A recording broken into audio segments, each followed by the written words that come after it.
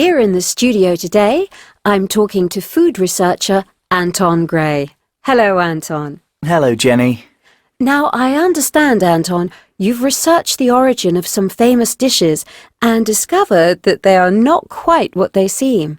Perhaps you could tell us something about what you found out. Well, let's take a common one first. Apple pie. Everyone knows the expression, it's as American as apple pie. But the question is, does apple pie really come from America?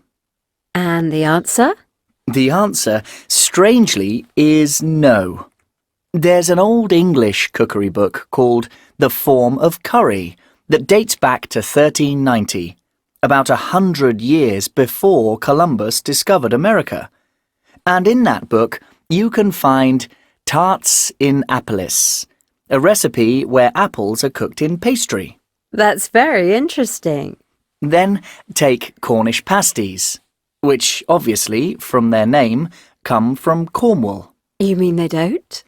The first time Cornish pasties were mentioned anywhere was in 1746. But the first recorded mention of pasties is in 1509, in Plymouth. And of course, Plymouth isn't in Cornwall at all. It's next door, in Devon.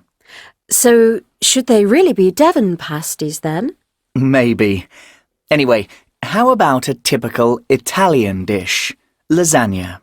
That's got to be Italian, surely. Well, in the book I mentioned earlier, The Form of Curry, researchers found a dish called lozin. That's L-O-S-E-Y-N. It's made up of sheets of pasta topped with cheese. So, here in Britain, we were actually eating lasagna in the 14th century. Extraordinary.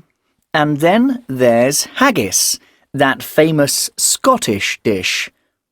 English people think it sounds disgusting, but actually it's very tasty. But let me guess, it's not Scottish. Again, the first recorded mention of it is in an English cookery book from 1615, while the first mention in Scotland is over 100 years later. Honestly, you'll be telling me that fish and chips isn't English next. Well, funny you should say that. Chips actually started in France, you know. French fries. And deep-fried fish first became popular in Spain and Portugal in the 1800s.